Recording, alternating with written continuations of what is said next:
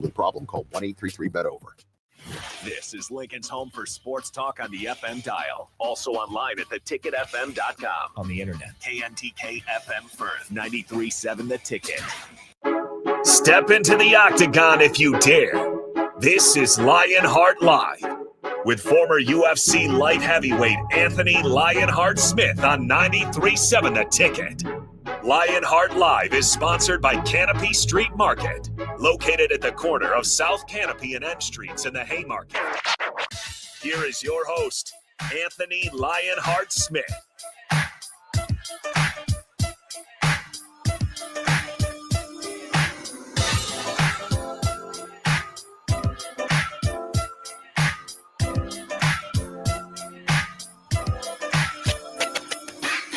Yes, the beautiful sounds of Return of the Mac usually means Lionheart is on his way to the cage, ready to fight, ready to knock somebody out. But as of now, it's just myself, Jake Bachman, and Austin Overman today on Lionheart Live, at least for the first hour.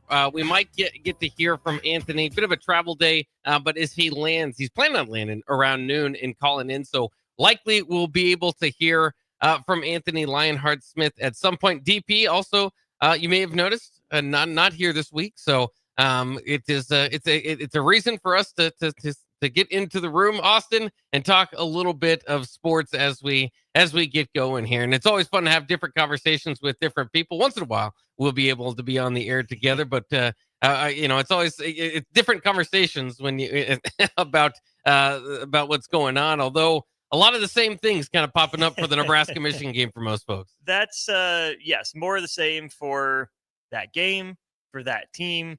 And, kind of like Dylan Raiola said, kind of sucks. You have to sit on it for a couple of weeks, for us and for the team. I feel like, though, Bach, it's been a pretty balanced response from Husker fans. There was really only one text, I think, that Jay and I got over the course of the last couple of days. I think I found it. Let's see if I can get it pulled up here. Really the only unhinged take I think that Jay and I saw came from this person who said, "I've heard no one talk about the fact that Dylan got sacked 7 times. Hey, how about that? Dylan Raiola was pressured. Yeah, puts his performance into context. It was obvious for whatever reason he wouldn't run. Why didn't Latif go in? He's faster and more elusive. I personally don't care how much they're paying Dylan. It would have been worth a series to see how Latif would have performed. I doubt he would have gotten sacked 7 times. Other than that, Husker fans, I think you're handling it very, very well. Obviously bummed, disappointed about how the game went, but for the most part, you've been rational. And Ticket listeners and Husker fans, I appreciate that about you this week. Yeah, it's kind of funny because you go through your different stages of frustration and I think too, it was just, I was watching the game with some friends, and when it came to the end, it was just, it's kind of that number that's starting at, 28 straight against top 25 opponents. Just like, why never us? Why, and so it's just, you're adding on the pain and agony of a decade's worth of losses onto the Michigan loss. And if you do that, you're going to become quite frustrated. I think if you look at it for what it was, Nebraska, had an opportunity. We all know we're all kind of waiting for Nebraska to take that step up and punch up a little bit and make their moment. And so every time you get that close, I understand why it's frustrating. But I think that the loss, and I kind of thought this pretty quickly, will age pretty well if I can put it that way. You look at it back in a 3-point loss to a top 25 Michigan team that won a national championship. Yes, there's always going to be, they had an opportunity here and there to make the game closer. But I think the way that the game kind of played out, Michigan also had some opportunities to make the game a little bit further away. So, I think it'll be something that Nebraska can recover from, but it did expose some of those problems, which are interesting. I think part of the interesting part about it is those were off-season problems that now are in-season problems. And I say as much as to say, those were the concerns coming into the year. Oftentimes, we'll have our concerns. So the guys didn't play here. There's no returning players coming back. And then somebody goes out there and shows up. Obviously a pretty good example a lot of people like to use is Matt Rule's first year. The defensive line didn't have really any experience. Everybody's thinking that might be the weakness going into the year. It turned out being the strength of not just the defense, but of the team in Matt Rule's first year. So, oftentimes we don't know what we don't know. And we don't know as much as we think we know in the offseason. And I think that proved to be the case in college football so far. The top 10 has been maneuvered around and, Clemson start and all of that. But it looks like we kind of figured out, we kind of had Nebraska pretty well scouted going into the season. You go into the season thinking maybe you're going to have some line pay problems, still looking for a backup running back. Kind of thought that all off season, and that seemed to be the case on Saturday. They are who we thought they were. And that was the one thing from post game that really stood out to me was the number of people that were saying on the one hand, oh yeah, Nebraska's just getting out talented still. They're just not deep enough. They don't have it. And the other people that said, this is another like super disappointing loss. You're supposed to be there by now, right? The climb is supposed to be here in Matt Rule year 3. Kind of an interesting dichotomy, but to your point, I mean, we pegged these issues going into the year. So if you're a fan and you're watching this and you're surprised by anything that's happened for Nebraska or against Nebraska, I would ask you what you were looking at. Were you looking at it factually? Were you looking at hey, this could actually be a concern? Or were you saying, oh no, I trust them to figure it out? Oh, I mean, you guys are just, depressing the hype. I mean, they'll get there. They'll figure it out. It's not early in the season anymore, but it's still not late. That's why I think this bye week for Nebraska comes at such an interesting time, because it's early enough that Nebraska can go back to the drawing board a little bit and say, hey, schematically, this is what's hurting us in the run game. In terms of the personnel, these are the guys that are consistently making plays. These are the guys who aren't. It's not like Nebraska's bye week is coming in week 7 or week 8 when you pretty much know who you are and the chance to fix a whole lot has pretty much gone out the window. You have a chance to say, okay, yep, we knew this was going to be an issue going into the year. We gave it a try for the first 4 games, 3 non-con and 1 conference. Okay, now that we have this much data, now that we have seen this is the guy we were hoping to be an answer, this is the guy we were depending on to be an answer, here's a guy that's kind of come out of nowhere and played a role well. Now's where you see, okay, did Nebraska have a contingency plan? Did they have a plan at the running back position, or were they just hoping that someone would emerge? Right now, it just feels like hope. Nebraska's rotated all sorts of different guys. I mean, Quentin Ives in and out of the lineup. Mekhi Nelson benched for a game. Matt Rule's decision. Isaiah Mosey bouncing back and forth, Ramir Johnson style. Clearly, Nebraska did not handle the running back position.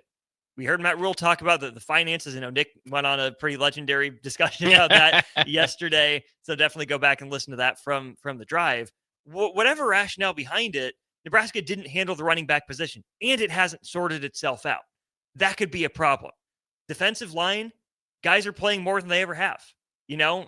Hopefully they can grow into being better and being more consistent. That one, I think Nebraska has a little bit more of a plan or can formulate a plan. Running back, I'm not so sure. Yeah, it's interesting too because you think about the battle up front. Obviously, when you give up almost 300 yards, but a lot of times, as we know, it's just a lot of big plays from Michigan and certainly that long drive in the fourth quarter. But some of those are angles from the safeties or the cornerbacks not wrapping up and that sort of stuff. So sometimes that can be piled on. But one way or the other, you've had Cincinnati run for 200 and Michigan run for almost 300. So it is a problem up front. I agree with you. The guys that get more experience, maybe can come along. I think also Michigan, for what it's worth, probably going to be the best running team or one of the best running teams you're going to play all year long. So it shouldn't be as big of as a disadvantage. I don't think anybody pegged coming into the year that Nebraska would be as good as they are in the secondary, at least numbers wise. Of course, you can go back and say, okay, well, let's see what it looks like against USC or Penn State or somebody that kind of relies on that. And we will. But for the most part, that's going to be something I think Nebraska's can lean on a little bit. But in any case, going back to that running back discussion, what if I had a good way to phrase this? Because Emmett's been great for what you should be able to ask Emmett to do. Second right now in the Big Ten in rushing. Obviously, close to 300 yards his first 3 games or 100 yards per game. This time they gave him 19 carries, 5 receptions, so 24 touches as a whole. That would be my expectation, I guess, going into a Michigan game. I knew he was going to get a majority of the carries. My problem with the Michigan game is it kind of did outline the fact that Emmett can get smacked around sometimes. I mean, and that's what happened. Michigan really smacked him. Again, for what it's worth, he did what he could with his carries. Obviously, the game kind of dictates what they do moving along. But are you comfortable with running back number 1? Running back number 2, we know, needs to be figured out. I know Emmett Johnson could be one of 1 or 2. That's not the concern now. He's proven that much. But I thought a little bit, kind of the undersized, that he kind of, some people have had concerns about going into the year, kind of showed up there a little bit. Yeah, some of that's on Emmett, some of it's on the offensive line. We have a couple texts about that. I'm sure we'll get to moving forward. I'm the same place now with Emmett as I was before the year. I like him. I don't love him. I think Nebraska can win with Emmett. I don't know if Nebraska will oftentimes win because of Emmett. And again, I'm not trying to put the entire, struggles of the run game on one guy. With the way Michigan's defensive line was playing against Nebraska's offensive line, it was going to be tough sledding for everyone. But another way to think about this conversation is, how many Big Ten teams would have Emmett as their starting running back? Not Penn State, not Oregon, not Michigan, not Ohio State. Did I mention Penn State? Yeah. Okay. Well, so they're still in there. Yeah. So not Minnesota. Then you start getting into the conversations of, okay, would Emmett start at a Michigan State? Would he start at a Wisconsin? Illinois, probably not starting there. Indiana, potentially, but I don't know. There are ways that Nebraska can use Emmett. He's a good player. He's not a game breaker right now. Maybe that's because of the offensive line. Maybe that's just who he is as a player. I mean, if this is as good as Emmett Johnson is going to be, we have to be honest about that and say he's fine. He is a middle-of-the-road Big Ten starting running back. You can win with him, not because of him.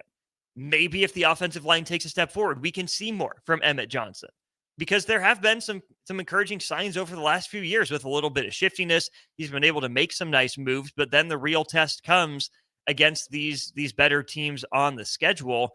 Emmett had a good game against USC last year. That doesn't go for nothing. Against your more traditional Big Ten teams, a lot more of that's going to come down to the offensive line, right?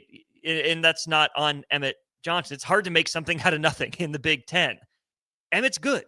I'm not sure he's special, unique. Would Amir Abdul have done much better against Michigan in that offensive line performance? Probably not, but maybe. Old Dad 34, Austin, are you hungover? Emmett would start at least 12 teams on the league. I don't know about that. I mean, again, Emmett's good. He would probably get starter reps most places, but is he the no doubt bona fide number 1 like he is at Nebraska? No. I also don't think that Emmett Johnson is such a good running back that Nebraska could have or should have made promises to him that he's the no doubt starter. He's good. I like him. Nebraska is better because he's on the team. He's done a good job. But Emmett's performance over the last 2 years and change should not have precluded Nebraska from not going out and pursuing not just a backup running back, but a guy that could have pushed Emmett for the starter position.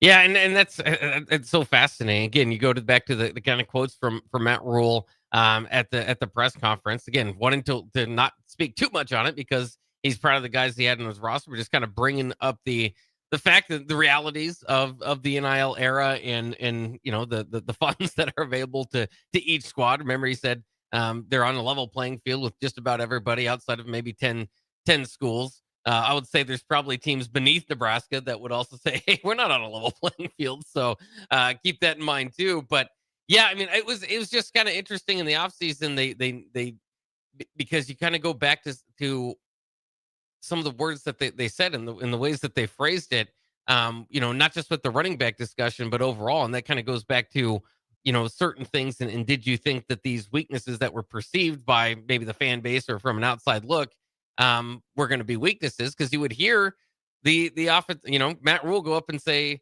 the defensive line doesn't keep me up at night. You'd hear, an offensive lineman say, we're going to have the best offensive line in the country. And so, again, there are certain clips that you could pick apart and think, this team really does have an opportunity to move up and be, if these things are true, to be one of the competitors in the Big Ten. Do you think, would you like them? And it's kind of a question all along, because for most of us, we were able to kind of read through it and think, yeah, I'll believe that when I see it. Mm-hmm. Do you think it was kind of a speak it to an existence thing, try to get more confidence going? What do you kind of make of the offseason? I don't even want to say like looking the other way at some of their problems, but even hyping up the fact that they might not be. I think that, especially a program like Nebraska, with so much focus and the way that Matt Rule approaches and talks to the media about his guys.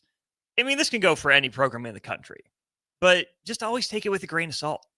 If you're not in wait and see mode, I don't know what to tell you. I don't want to tell you how to be a fan. But if you are still so, rose-colored glasses optimistic, buying into everything that Matt Rule says, I'm not saying he's a liar. I'm saying it's coach speak. Coaches talk this way about their guys, especially Matt Rule. When he says stuff like that, he wants his guys to hear it. At some point, it's speaking confidence to them, because I don't think that Matt Rule is one for that bluster, that overhype when he doesn't believe it.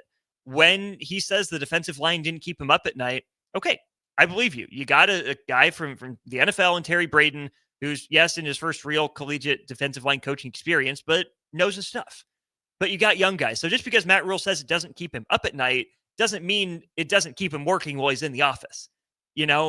I'm sure, we've heard Matt Rule for a couple of years now say Quentin Ives is going to be a good back in the Big Ten. He's got the traits. He's got the size. We're just waiting on him. I'm sure Matt Rule does believe in Quentin Ives. He likes Mekhi Nelson, a guy he talked up quite a bit. I'm not going to say Matt Rule didn't see those signs in practice. They could have been there, or maybe in the offseason, right? Maybe those guys were the hard workers that were leading the way. I don't know. I wasn't in the building. But whenever you hear stuff like that from coaches, my general reaction is just to knock like 10 or 15% off the excitement for what the guy is most likely to be. The other way I think about it is in terms of percentile outcomes. And that's a very stat nerdy way to do it. But right now, I think Emmett Johnson's a 50th percentile outcome for him. Offensive line, 75th percentile outcome. They've been pretty good, all things considered. No, they're not all clicking on all fronts at the same time.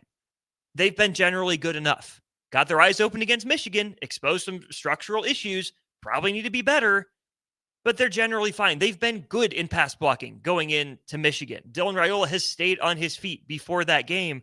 Right now, that's the outlier. I'm not going to bury him over one game, but I'm also not going to gloss over the fact that they haven't been able to move the pile in the red zone consistently. And the fact that, that game against Michigan did happen, it's a mixed bag. Nebraska's not playing up to 100% of its capabilities, but Nebraska's also not in a worst case scenario. They're 3-1. Yeah. They're halfway to bowl eligibility. They've won the games, quote unquote, that they're supposed to win. But I still think fans underrated Cincinnati coming in. You would have liked Nebraska to look more impressive in it. Yeah, I get it, but they didn't, and they still won the game. You would have liked Nebraska to have won against Michigan, but I know you and Farley were saying it, you and Adam to a degree as well, and me and Jay were saying it as well. Just because Michigan's not the national championship team they were, a loss to them doesn't mean that it's same old Nebraska. Everything's a mixed bag. There's context and nuance that we have to be able to have in these discussions. Yeah, and I think it's also fair. I mean, again, you kind of go back to, if you ask most people what Nebraska's record would be going into the year at this point in the season, most people would say 3-1. Again, if you want to be all optimistic, or even if you kind of like Adam predicted a win over Michigan, but he also kind of covered up for it by saying, well, then there's 3 games, they might drop one of those. So it's just one of those kind of overall prediction type of deals. And I think it is important too, because we get so fixated on the problems that Nebraska does have, not to kind of look at, things that are going right. And then the fact that you can be a pretty good football team, and especially the jump from a 7-6 football team to whatever this case might be this year, it's unlikely you're going to be a complete football team. It's unlikely that you're going to have no holes, nothing that is a weakness that the opponents aren't going to attack. Nebraska certainly has those, but so does every school across the country. LSU, if you remember, they're the number 3 team in the nation. Brian Kelly just before this past week had to fight his, one of the reporters, verbally, obviously, right? But talking about what were they talking about? The running game and the offensive struggles, or whatever. It's the first question after a win, right? Yeah. So if every team's going to have something you can kind of poke at and say, well, here's something that could be a little bit better. That's why we have those distinguishments often between like 2019 LSU and 2001 Miami or 95 Nebraska, where there are very little holes. And obviously Nebraska, a little bit different story because they ran the options. So the passing game could have been, but for the most part, that those very complete, all well-rounded teams that just put 63, win every game 63-28, stuff doesn't come around, once every decade, maybe. No, and that's the difference too, I think, between the way we've talked about college football for so long, where the goal was if you're the undefeated team at the end of the year, you won the championship, versus the NFL, where we haven't had an undefeated team wire to wire since the early 70s. We have to start talking and thinking about college football more and more through that lens, right? Nebraska didn't look like a college football playoff team against Michigan. That was always the 90th percentile outcome for this team. 75th percentile outcome for this team, 8-4. That's A, still on the table, and B, exactly what it looks like Nebraska's playing like right now. I said this exact same thing for Nebraska men's basketball last year when I said going into the year, this roster looks like an NIT roster or crown by the end of the year, right? Same difference. That's just what you get. And so, yes, I understand that we need things to talk about. We will talk about the micro of Michigan. We'll talk about the micro of the position groups. But sometimes when you zoom out to the macro and take that little step back and just say, hey, you know what? This is what an 8-4 team looks like. This is what a 7-5 team looks like. I'm not going to tell you not to get frustrated with the little stuff that doesn't get cleaned up. And I'm not going to tell you not to expect Nebraska to take the step forward in the future. Absolutely. Have standards for your team and for your program. But chill, zoom out, and understand there's context, there's nuance. And sometimes at the end of the year, the record reflects exactly who a team was. I think that was perfect last year. Nebraska played like a 6-6 team. They were good enough to get 6 wins, and they had issues that held them back in 6 losses. They were who their record says they were. There are fewer flukes, I think, in college football when you look at point differential and statistical outliers. You can make it work for one season, right? There are always going to be those teams. Last year, Nebraska's statistical profile said they were a 6-6 team. Guess what? They ended up 6-6. Guess what? Nebraska's 3-1 right now based on their point differential. You tend to believe they're a 3-1 team. They're on pace. They're doing the slow climb, just like Matt Rule said. Well, and then again, the next step is going to be interesting because, again, the bye week allows us to sit on the Michigan game. But this stretch of Michigan State, Maryland, and Minnesota and Northwestern, it's one that a lot of people kind of circled in the preseason. Kind of think, can you go 4-0? Is Nebraska at a point where you can expect that? And more often than not, or at least at this point in quite some time, it would be hard to say that they're going to win all those. That's kind of the next step. Can you win the games that you're somewhat supposed to win? And I don't know if, again, Nebraska's in the completely at least be favored in. At this point, I think they'll be favored in those games. And then those would be, you look at those other teams, that's what you're fighting. You're trying to fight out of the middle of the Big Ten. You got to beat the middle of the Big Ten to fight your way out of there. And Michigan is upper middle. Right. Still. Yeah. To this point. I mean, that's not a 6-6, 7-5 team. They were last year. But I think from the games we've seen from them, no, they're not in the top 4. They have to fight for a playoff berth, but you can at least see Michigan in the conversation. That's upper middle. Yeah. That's the next step for Nebraska. Get there.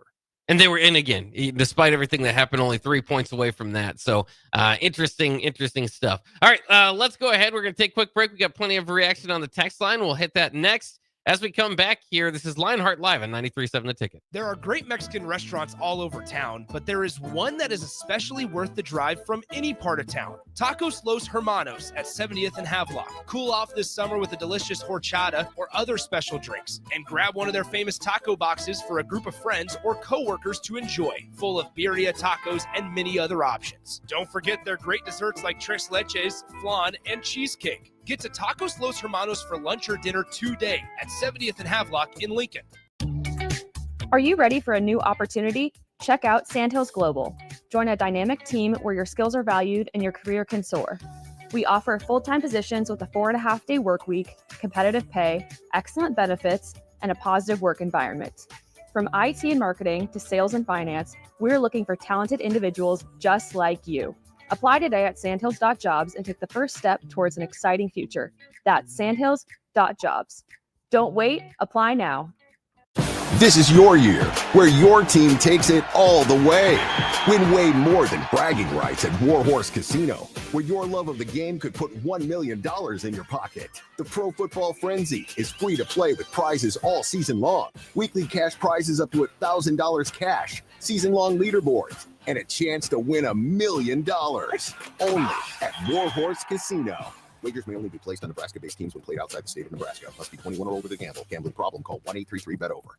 Prashawn Jackson here for Bauer Underground, who has been serving local contractors and utility contractors all across the state since 1997. When you see the black and white trucks, you know the baddest dudes in the business have arrived. Bauer is currently looking for equipment operators, laborers, diesel mechanics, and aerial linemen. Join the brotherhood built on hard work, authentic people, and pedigree of success. Bauer, a family-friendly company who reminds you, go Big Red!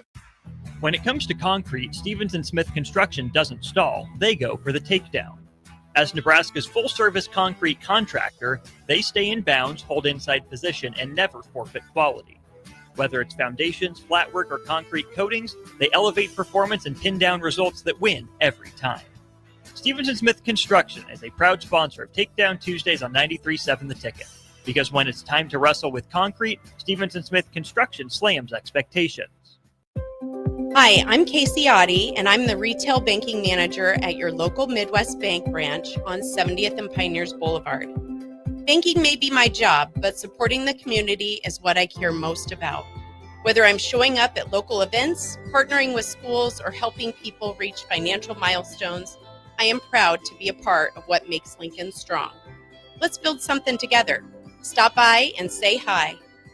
Your community, your bank, Midwest Bank. Member FDIC. Select Plumbing and Utility has been serving Lincoln and the surrounding area for 14 years, and they're not slowing down. Select Plumbing and Utility handles all your plumbing needs from faucets and water heaters to full renovations, and they can even help with your heating and cooling needs. They're also Lincoln's underground experts, repairing and replacing broken underground water and sewer lines since day one. Contact Select Plumbing and Utility today at 402-560-6197, assuring excellence in every situation, opportunity, and challenge. That's 402-560-6197. Follow the Huskers to the City of Angels when Nebraska plays at UCLA in November. Book your official Nebraska alumni travel package at HuskerFanTravel.com. Choose from 2 or 3 night options that include a hotel in scenic Santa Monica, an exclusive welcome event, game day transportation, and the official Husker Huddle pregame party. Add on your game tickets for an optional upgrade. Transportation to and from LA is not included. Join the official Nebraska alumni trip to see the Huskers play at UCLA. Spots are limited, so book your trip now at HuskerFanTravel.com. Experience an electric vehicle firsthand at LES's EV Ride and Drive, September 28th at the LES Operations Center. Registration is open now, but spots are limited. Visit les.com/drive to reserve your drive. Wall to Wall Wine and Spirits is your place in North Lincoln to go for all your needs in wine, spirits, and beer. They also have a large variety of cigars in their walk-in humidor, and they have a top-notch walk-in temperature-controlled high-end wine room. Plus, you can enjoy free samples from their tasting bar. There's only one place to go for all your needs for spirits and cigars. That's Wall to Wall Wine and Spirits on North 27th Street in Lincoln.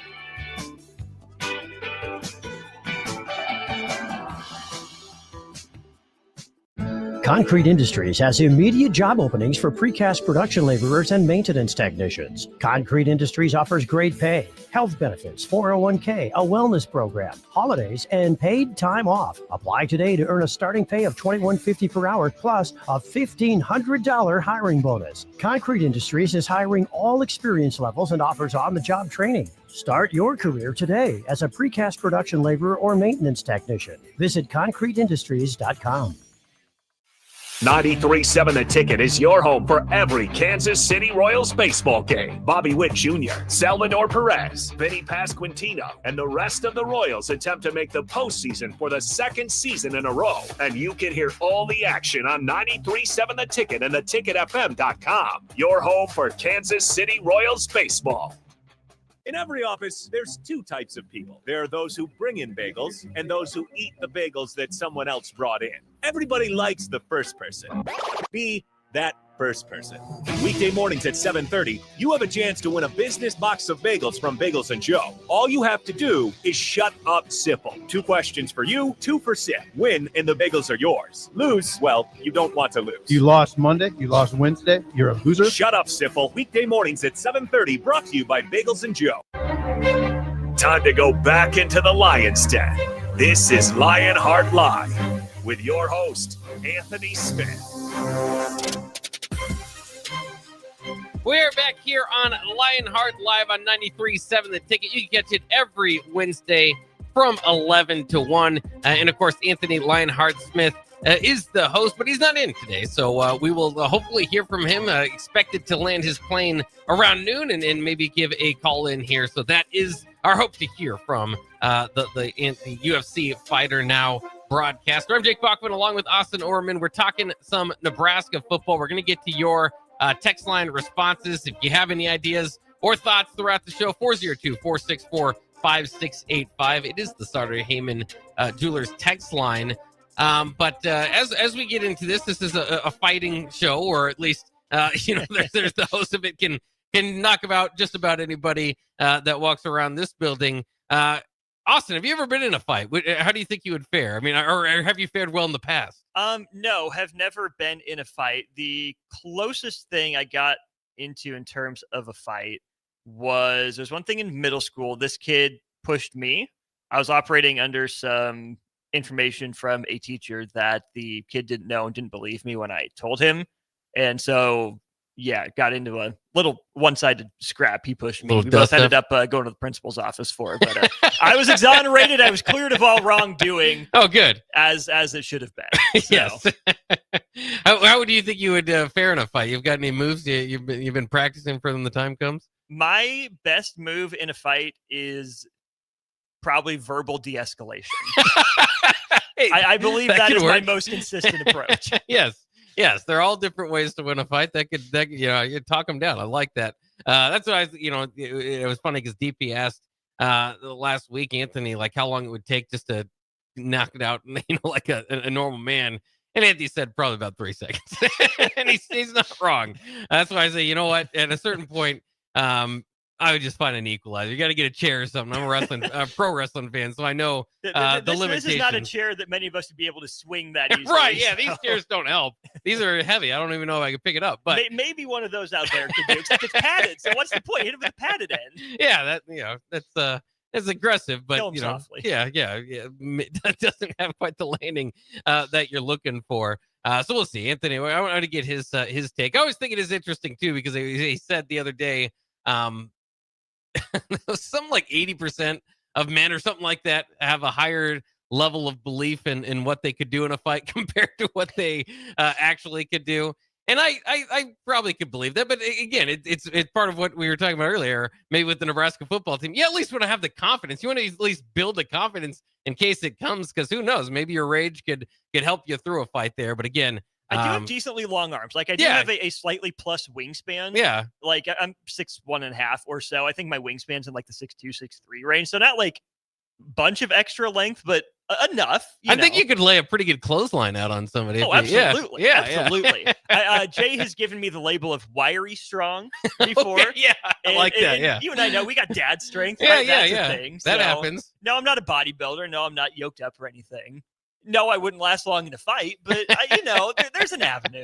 Yeah. Especially, I mean, you could use that for like chokeholds too, your wingspan. So that might be able to help. But I do think it's funny. It's because we've all, through high school or middle school or even, college, whatever it might be, we all know there are those guys that look for fights and it really takes them to lose a fight until they kind of come down from their belief that they could beat anybody. I got to get to this from Cupsker on that exact avenue. You were never brushed off the plate or hit and charged the mound at all? No. I mean, number one, big OBP guy hitting at the top of the lineup. You hit me with a pitch. Cool. I did my job. I'm going on base. The closest I got to fighting someone in sports would have been my Legion baby year of districts after my freshman year of college. And we're up pretty big. I was just a homer shy of the cycle at this point. Oh, wow. And after I triple, I had a stand-up triple or whatever. I get to third base. The third baseman gets the ball back and just like sucker punches me with the ball in his glove. And this kid had been kind of a punk. He did that to one of our other kids earlier in the game. And it's one of those that since I had seen it happen, I wasn't happy already. Like you did to one of my teammates, right? You're not sucker punching him. It'd be one thing if you just went up and like did like the little tap. No, this was like, he knows exactly where he's trying to put the tag rather aggressively, like right in the midsection. Yeah. One thing if you go for the chest, but like right in the gut, just kind of sucker punched it. I'm like, okay, nope. If we weren't up 10-2, or 10-1, whatever it was at the time. It's just like, dude, look at the scoreboard. I'm sorry, I'm not sorry. Just really, I don't even know you. We've never played this team before. They have no idea who this kid is. Maybe he was just having a bad day, And again, we were up pretty big, so I wanted to give the kid the benefit of the doubt. But one more of those and something might have happened. You didn't even verbally berate him? I think I said something to the effect of "Don't start nothing, won't be nothing." Okay, yeah. So there you go. Because he was walking back to his position, but other than that, yeah.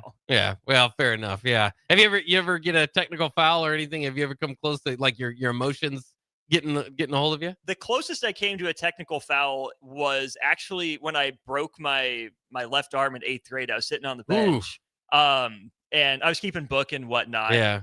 These refs at Syracuse were horrible, man. They were atrocious. And so little 8th grade Austin was letting the refs hear it. With a broken arm from the broken arm taking book. They would have really heard it from, I think, your crowd if you would have got a tech. If you put a technical on the broken arm kid on the bench. Seriously.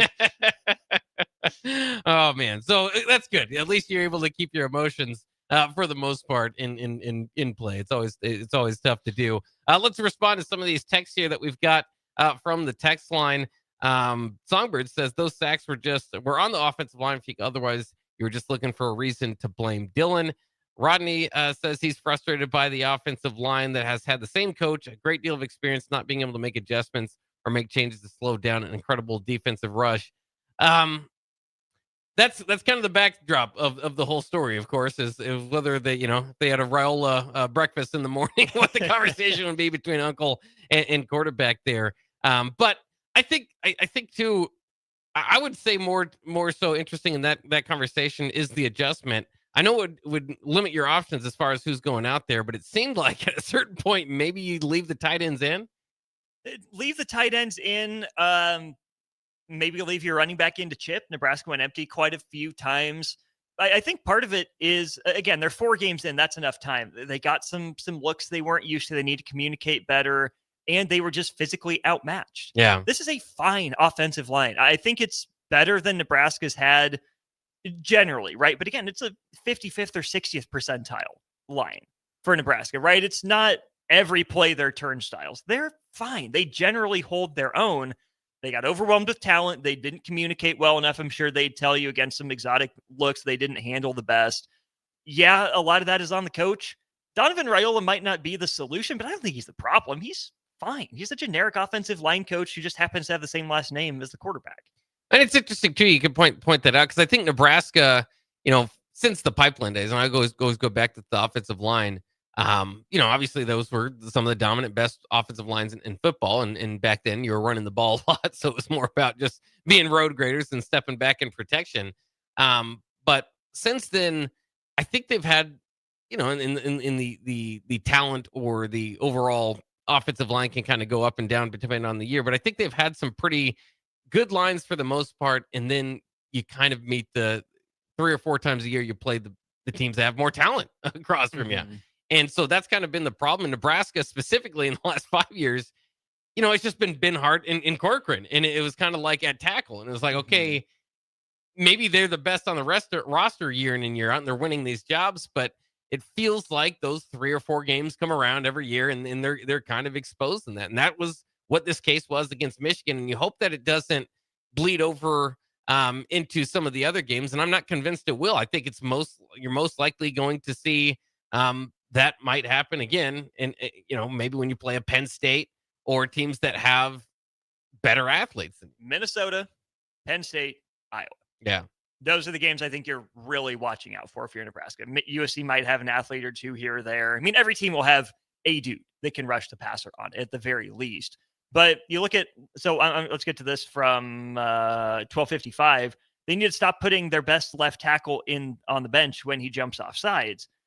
Number one, are we sure that Elijah Pritchett is the best offensive tackle, left tackle? Maybe, but he got smoked. Gatula got smoked. Prohaska got smoked. Yeah. Corcoran was in there a couple times. He probably got smoked. And if I don't remember when it happened, that was just Nebraska just didn't have an answer that day. But then we can have the Elijah Pritchett conversation. To me, Bach, it's the same conversation that we had with a guy like Omar Manning when he came to town, right? These guys that are highly rated, come from these, big schools or whatever. Maybe they're the best, maybe they're not. Are they good enough to put them on the field in spite of maybe not handling business off the field or messing up on some of those little details just because they have a better chance of standing up one-on-one? Or are you still trying to set culture, set standards, set expectations where, yeah, maybe this guy is a little bit more physically talented, maybe does have a higher ceiling, but if he's not living by the standards that we want him to live by on or off the field, if he's still messing up some of these little things the other guy's not, I can understand Matt Rule, continuing to go with Gunnar Gatula in terms of the consistency factor. And again, Gunnar hasn't been a train wreck. He hasn't been horrible. Everyone was bad against Michigan. So I'm going to give him a little bit of slack for that. I'm not sure that Elijah Pritchett is so much better than Gunnar Gatula that you just have to put him on the field and live with the boom or bust. I'm not convinced Gunnar Gatula is consistent enough that it's worth keeping Elijah Pritchett on the bench. My dad, I think, said it best in one of our conversations over the weekend. It's just like quarterback. If you have two guys, you don't have one guy. Whatever guy you have in there at left tackle for Nebraska will have things that they do positively and negatively. They're the trade-offs that Matt Rule and Donovan Raiola are really having to weigh right now at that position. Yeah, it is interesting. And it is, it is. Elijah Pritchett, obviously the maybe the prize of the transfer portal class or expected to be, but always kind of came along with the fact that Alabama fans told you, yeah, I don't know. I don't see it. So it is interesting. And to see that rotation still kind of happen. And I was wondering if that's something you're going to continue just regardless, or it's still the idea that they're close enough that you keep them in. Obviously, more continuity on the offensive line usually helps. Now, I thought there would be an opportunity for this exact situation where, okay, you get to a point where there is the overwhelming pass rush, and then you want to put your most athletic guy out there, which I think is where the Elijah Pritchett argument kind of starts. Mm-hmm. But it didn't help. Well, don't forget, Elijah Pritchett wasn't Nebraska's first option out of the transfer portal at left tackle. Oh, no. He was down the list of ways. So it seems like it could have been a good get for Nebraska, just like it seemed like last year. Jacob Hood from Georgia, right? Same kind of deal. Could have been a big get for Nebraska. Neither one of those guys have done anything. So I think it's just worth keeping in mind that Nebraska probably handsomely compensated Elijah Pritchett, but that's not exactly where they went into the offseason looking to splash that cash. Yeah, it was, and that was a big part of the few weeks of the transfer portal. It was kind of Nebraska swinging and missing on plenty of tackles and offensive linemen, and they're not the only team. I mean, that's the idea behind those offensive tackles that are getting everybody's attention. I always kind of go back to Isaiah World because I've had people say, well, they missed on World. Everybody missed on World except for Oregon. The team that got him, because everybody gave him a call because he was the prize of the transfer portal. It's kind of like those centers, or like a 7-footer in the transfer portal for college basketball. Of course, we all know not all 7-footers are built the same, but a solid one, everybody's going to give him a call. So, Nebraska, in a way, without being able to completely address that problem at offensive tackle, somewhat lost that battle in the offseason, I think, without being able to bring somebody in.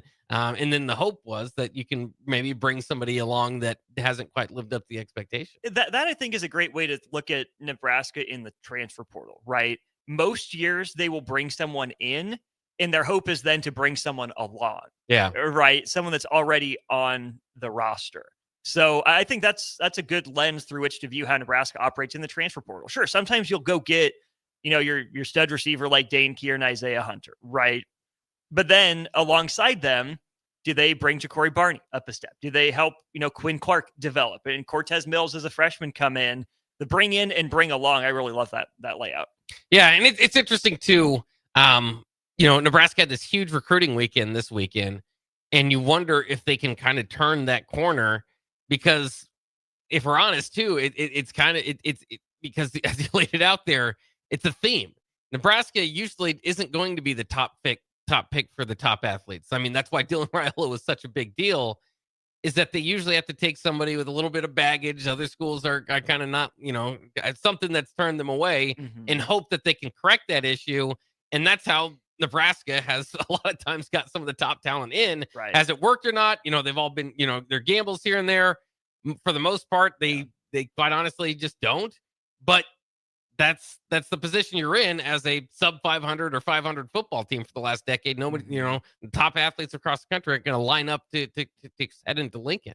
So let's go ahead and take a quick break. We got more talk here. Husker football talk coming up next year on Lionheart Live on 93.7 The Ticket. From the capital to castles, starting this December, fly nonstop from Lincoln to Orlando with service from Breeze Airways. That's right, nonstop flights to Orlando out of LNK are starting this December. You're now just a flight away from Disney World, Universal Studios, Legoland, and the Space Coast. Stretch out and relax on Breeze with complimentary family seating. Book your magical getaway now at LincolnAirport.com. LNK, make flying easy. This is your invite to Lincoln's Oktoberfest. On Saturday, September 27th, come to Beer House at 8th and P in the Haymarket from 11 a.m. till 8 p.m. for a full day of German fun. Live bands, mouth-watering food, cold brews, and games for every age. Try your hand at Steinholding, Cornhole, or bring friends for Hammerschlagen. Admission is just $9 in advance, and VIP gives you tokens, a Stein, rooftop access, and more. Lincoln's Oktoberfest, where the beer is flowing, the food is sizzling, and the spirit is Bavarian strong. Be there. Are you looking for an exciting new way to put your skills to work? Explore new career options in the fintech industry at Currency, a Sandhills global company.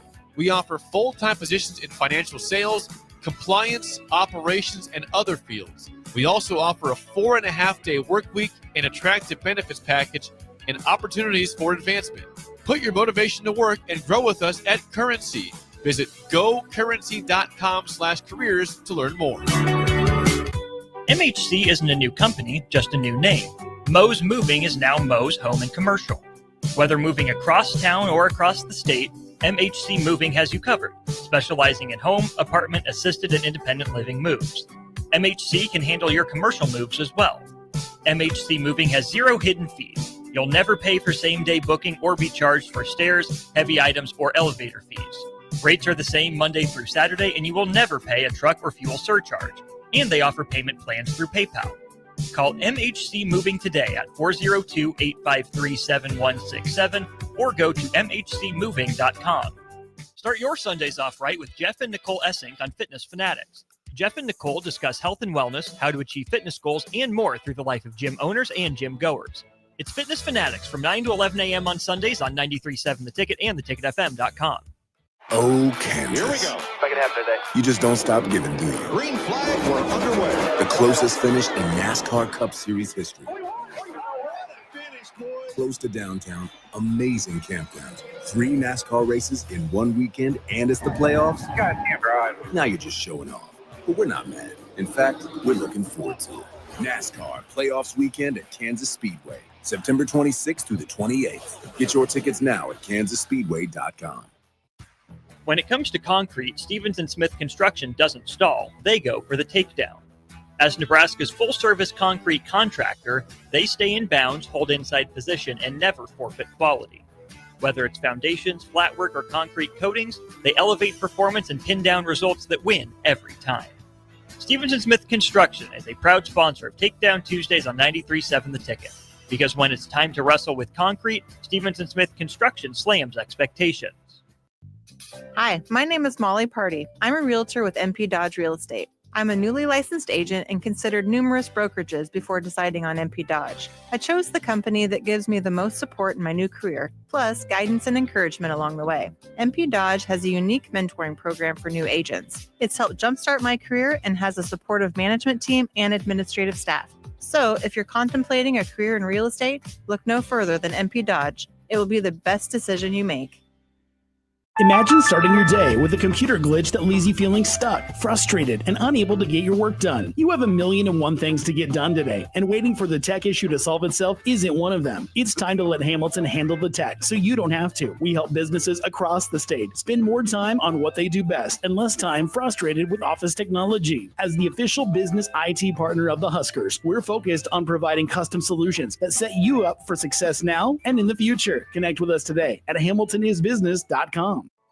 At CHI Health Clinic, we believe healthcare should be personal because knowing your provider personally makes appointments more comfortable, more productive, and more meaningful to your overall health.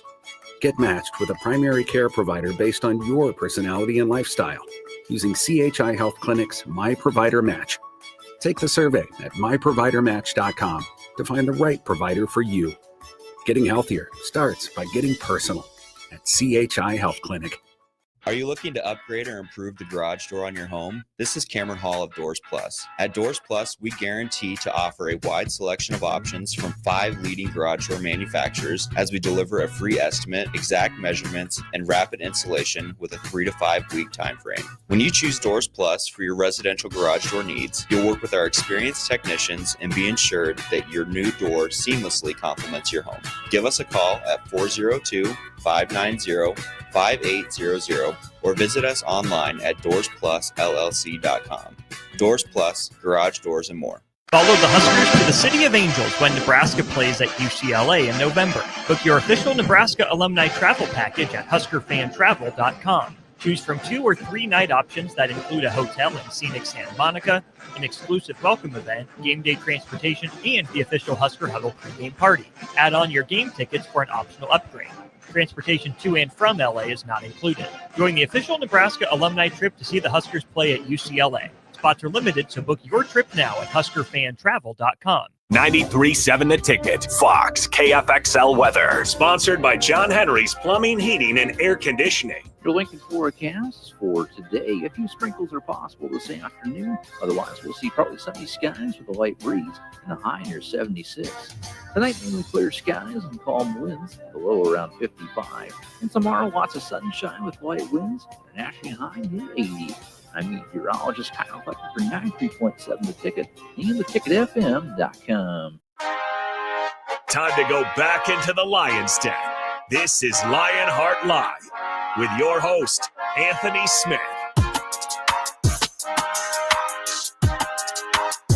We are back here on Lionheart Live on 93.7 The Ticket. I'm Jacob Ackerman, and he's Austin Orman. We are sitting in for Anthony Lionheart Smith and DP. As DP is out of town, Anthony might be landing at this exact moment on a plane, so we're hoping to hear from him. Might give us a call in here at the top of the hour. But we've been talking about Husker football, different kind of views on it, and certainly taking in the text line and some responses there. Once again, 402-464-5685, the Sartor Heyman Jewelers text line is where you can drop your comments and we can get some ideas. Of course, you can always drop your comments in on Facebook, YouTube, Twitter as well. Any way you want to consume 93.7 Ticket, we've tried to make it available for you. In fact, off of YouTube, Justin says everyone wants us to be Indiana, but there's nothing wrong with going 8-4 and continuing to improve year over year.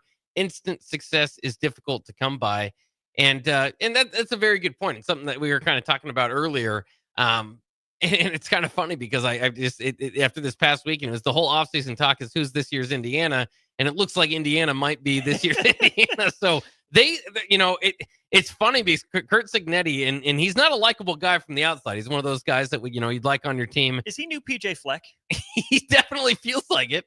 But man, he is making it hard for just about every coach in college football to go in and talk to their AD.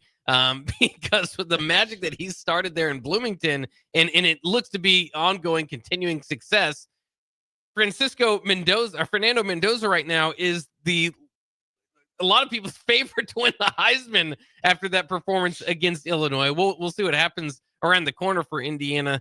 They've still got some tough games on their schedule, but I mean, that's all we talk. That's the best or the go-to response from the text line or just anybody all offseason as well. Why couldn't we do what they did? Why can't we be Indiana? And for most teams, to Justin's point, it's not a giant step. Sometimes it can be, but is it even sustainable? Oftentimes, if you take, win 4 or 5 more games than you do the previous year, a lot of times it's building the program, especially when you hire a program builder like Matt Rule, who, that's been everything that's on his resume. And so I think that was always, again, that's when we get back to what was always the most likely outcome. It was a step in the right direction, not a gigantic leap into the playoff circles. And again, after one loss to Michigan doesn't mean Nebraska's out. They're going to have an opportunity. If they can progress as the year goes on, they could take that giant step. But the most likely outcome is some small steps forward. And And I think that's fine for a Nebraska program that has failed to take small steps forward for the better part of a decade. Oh, absolutely. I mean, there's another text here. 4332, Indiana gets transfers with proven production. Nebraska gets players that have potential. Can we start getting guys that take production over potential? But then 2280, isn't part of the problem the cupcake teams Nebraska scheduled? How do you know what to fix if you're playing teams that don't expose it? Fair, except the model of scheduling college football now is more about, there's some strength of schedule argument involved, but you're shying away from more and more of those games in Nebraska and the Tennessee series. Florida canceled some non-conference games as well. You're shying away from more of those early season testers, and it's more along the lines of what Nebraska men's basketball has done in what's the toughest non-conference game we can get that we think we can win. Nebraska's not placing calls out there to just line up a home and home with Houston. Right. Nebraska would learn some things against Houston. Absolutely, they would. But that's why you see Nebraska schedule a St. Mary's last year, right? When they go up and play at the Pentagon, that's why they're playing Oklahoma. Yeah, part of it's the Nebraska-Oklahoma, but part of it's because that's a power conference team that you think you can get. You need some of those quote-unquote cupcakes, right? I mean, depth development. We were just singing the praises of Nebraska for finally handling business against Akron and Houston Christian and getting the backups in there. You can't have it both ways. Yeah, maybe Nebraska can tick it up a little bit, but Matt Rule's argument has been, the Big Ten's argument has been, and the SEC for a long time was, we don't need to test ourselves in the non-conference because we believe that 8 or 9 weeks out of the year, now 9 for pretty much everyone, we're going to get a test like this. So you never know what to expect from your team going into the year. Like we were talking about before, Bach, we had Nebraska's issues pretty well pegged going in, but you still want to see them in game action. You still want to see if your guys can surprise you, if they've taken that step forward. And when you look at college football playoff consideration, wins are still king. Wins are still king over strength of schedule. If you're able to win a good enough non-conference game and then go 8-1 in your conference, you're all but assured of being in the college football playoff if you're in the Big Ten and the SEC. So why would Nebraska put the risk of a 2-1 non-conference on the table? Which, again, 0-3 is always on the table. It's why you play the games. Upsets happen. I get that, what have you. But if Nebraska were to go to Georgia and play them in a neutral site game, well, then if the best you can do is 6-3 in conference and you're there at 8-4, that's not the way to get into the playoff. But if you can go 3-0 in the non-conference, Jay Foreman talks about the winning feeling all of a sudden, and take that 6-3 conference record to 7-2. Okay, now you're sitting at 10-2, and you're in the conversation for the college football playoff. So yeah, you would like to know more about your team going into conference, but you also have to schedule with the end goal in mind, which is get to the college football playoff. Yeah, and it's so interesting to look at different philosophies. Again, if there was one that has with everything with sports or really life in general, where if there's a layout for this is true every time you do take these 10 steps, you'll be a good college football team. Everybody would do them and follow them, but it's hard to figure out what sort of combination is going to work that year or for that program in general. Again, in the end example, they don't play anybody in the non-con. They haven't the last 2 years. And they're just whooping up everybody. And then it is so far translated to when they go into Big Ten play. And, for Nebraska, they haven't been the team that just rolls over even the Northern Iowas that you put out there to begin with. So, right. And they finally did. Yeah. And now they did, and it's good to kind of take that step. But, Cincinnati, I think, was a game that kind of showed you what you want. Do you want to test yourself and figure out who you are? Or is that just exposing your flaws earlier, right? I mean, that's another way of kind of looking at it. Nebraska a couple years ago was playing, I can't even remember the team it was, a non-con opponent, a game they had won, and they lost 2 of their starting running backs, their 2 top running backs at the same time. So no matter what you play, it's football, and injuries can happen. So it could just be difficult. I will say, and I thought this going into the Houston Christian week, if they knew what they would have done to Akron, I think they might have scheduled somebody a little bit more. At least the Buffalo tier. Right. Lower level MAC, something like that. Nothing much more of a challenge, but a little bit more to kind of to continue that thing. But Well, again, and don't Nebraska forget, hasn't the done that. part of Akron too is that they were owed a game given the cancellation. Mm. You know, it's not just year to year. College basketball and college football scheduling are so different. You have so much more flexibility in college basketball scheduling. College football, even if you're still scheduling only 3, 4, 5 years out, I mean, you have those other considerations at play that you just don't have as often in college basketball. I mean, the Cincinnati is a perfect example. I think when that was scheduled, they were, a college football playoff team or close to it. Mm-hmm. Well, they're supposed to play him in the college football playoff year. Which means it was probably scheduled when you and I were in middle school. Yeah, it's tough to tell when they originally scheduled that where Cincinnati was a program. It's still tough to tell where Cincinnati is and now as a program. So kind of interesting, the future schedules that they have. And, of course, that should be better, as you were pointing out earlier, with all the conferences now pointing to 9-game conference schedules and maybe one tough non-con game. Let's go ahead and take a quick break. We got more coming up next year, more Husker football talk, more college football talk on Lionheart Live on 93.7 The Ticket. This is Lincoln's home for sports talk on the FM dial. Also online at theticketfm.com. On the internet, KNTK FM Firth, 93.7 The Ticket. Hungry for something real? Come to HF Crave, Lincoln's favorite spot for burgers that are anything but basic. Locally sourced Nebraska beef, hand-cut fries, and bold flavors that'll make your taste buds cheer. Mmm. Whether you're craving the classics or ready to try something wild, they've got the burger that gets you. HF Crave. Fresh, local, craveable. Find them at 48th and Holdridge or order online at hfcrave.com.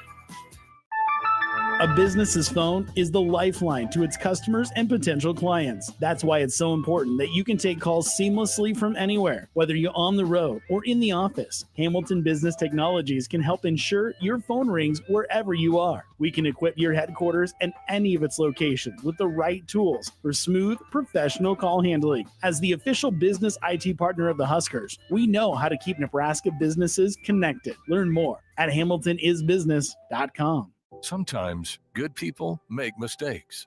When you find yourself in need of an attorney, call Liberty Law Group. The attorneys at Liberty Law Group will defend you in court and protect your freedom to get you the best possible outcome and the justice you deserve.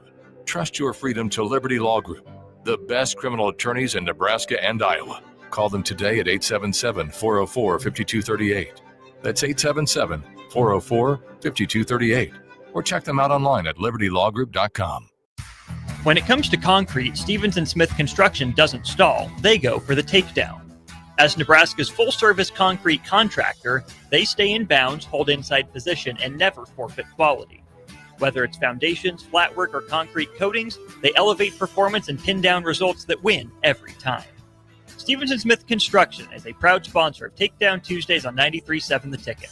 Because when it's time to wrestle with concrete, Stevens & Smith Construction slams expectations.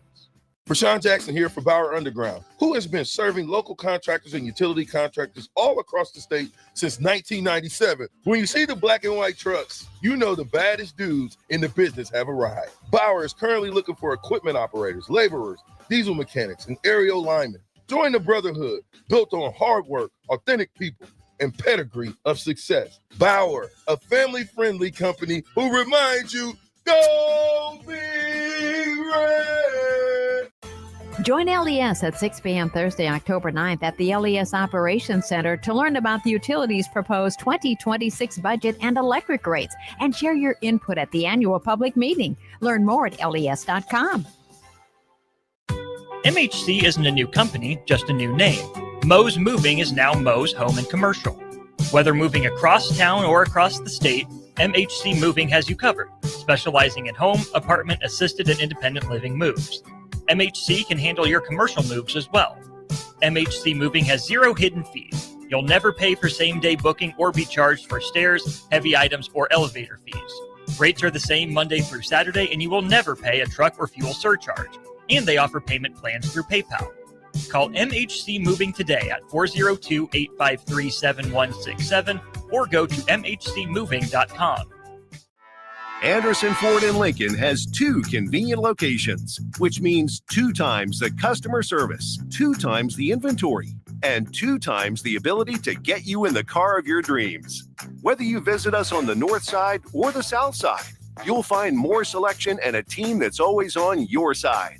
When you're looking for a better way to buy your next Ford, Visit Anderson Ford in Lincoln, where exceptional service meets unbeatable selection. Start your Sundays off right with Jeff and Nicole Essink on Fitness Fanatics. Jeff and Nicole discuss health and wellness, how to achieve fitness goals, and more through the life of gym owners and gym goers. It's Fitness Fanatics from 9 to 11 a.m. on Sundays on 93.7 The Ticket and theticketfm.com. Wall-to-Wall Wine and Spirits is your place in North Lincoln to go for all your needs in wine, spirits, and beer. They also have a large variety of cigars in their walk-in humidor, and they have a top-notch walk-in temperature-controlled high-end wine room. Plus, you can enjoy free samples from their tasting bar. There's only one place to go for all your needs for spirits and cigars. That's Wall-to-Wall Wine and Spirits on North 27th Street in Lincoln.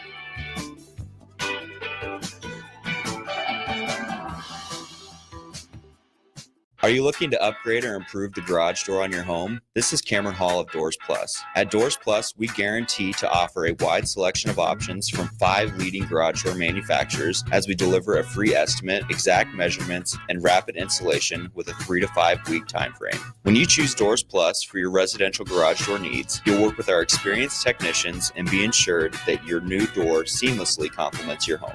Give us a call at 402-590-5800 or visit us online at DoorsPlusLLC.com. Doors Plus, garage doors, and more. This is your invite to Lincoln's Oktoberfest. On Saturday, September 27th, come to Beer House at 8th and P in the Haymarket from 11 a.m. till 8 p.m. for a full day of German fun.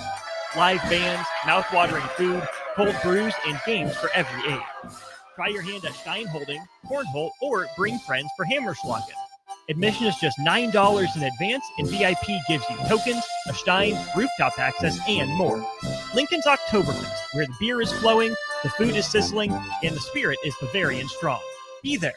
Rosie's Sports Bar and Grill, open for lunch and dinner at 1501 Center Park Road, just south of 14th and Highway 2.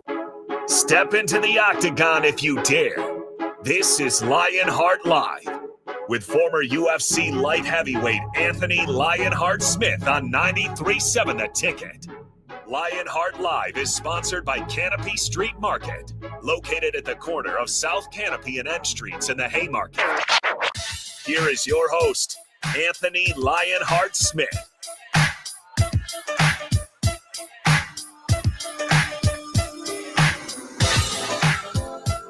We are back here on Lionheart Live today, which is a new show here on 93.7 The Ticket that you can catch every Wednesday from 11 to 1 o'clock. Usually it will be Anthony Lionheart Smith, a former UFC fighter and commentator in studio with you. He did have a travel day today, so we're still efforting to see if we are going to be able to hear from him. He might join us via the phone line, the Aloe Fiber VIP phone line. But until then, it's myself in Austin. Still breaking down some Husker football discussion, just some football discussion overall as well that we can get to. There was one text here. It came back. This topic came back because of Clay Travis once again. I did want to ask you about it, Austin, and your thoughts. Big Ten once again taking a backseat to SEC. This is the wrong text, but I'll read this one too. We'll get to that in a second. It says Big Ten taking a backseat to the SEC. They added 9th conference game, and now they are also saying every team has to play an additional Power 4 team. Do you view it through that lens? I think it's hilarious that that's the way that it's kind of been spun. A lot of people kind of are running with that. The SEC ducked a 9th game for a decade after telling, more than that, telling the Big Ten that they were going to do so. And then all of a sudden they finally put out their rule. They're ready to go. And the Big Ten hasn't responded as of yet, but now people are framing it as though the Big Ten is scared or doesn't want to necessarily do what they've been asking the SEC to do all along. Yeah, no, Big Ten was first on that. Let's not forget, Big Ten has been at 9 conference games for a while now. Since the conference expanded to add, I think it was since the Rutgers-Maryland expansion, so. They've been at 9, which, for those of you who are keeping track at home, was 2014. So a decade ago. I do think there's a positive and a negative side, even more so than adding the Power 4 team. I think it's the no FCS rule or suggestion that kind of sticks in my craw, because in a purely, undistilled capitalistic, survival of the fittest way, you don't necessarily blame the Big Ten, the SEC, and the other power conferences for doing what they're doing. In a, hey, we got to be some sort of stewards of the game, and it's about something that's bigger than us. Yeah, you probably don't love cutting checks to FCS teams, and they obviously don't bring nearly as many fans as other Power 4 teams would, or vice versa. But I do think there is value in playing FCS teams. It makes me frustrated, Bach, that strength of schedule has to be an argument in college, just because of how everything is formatted and structured. College sports in the playoff system is just this weird mishmash hybrid of the old traditional bowl system added on top of, okay, here's some computer rankings from the BCS era on top of, oh, we're trying to be more like the NFL. Just pick one.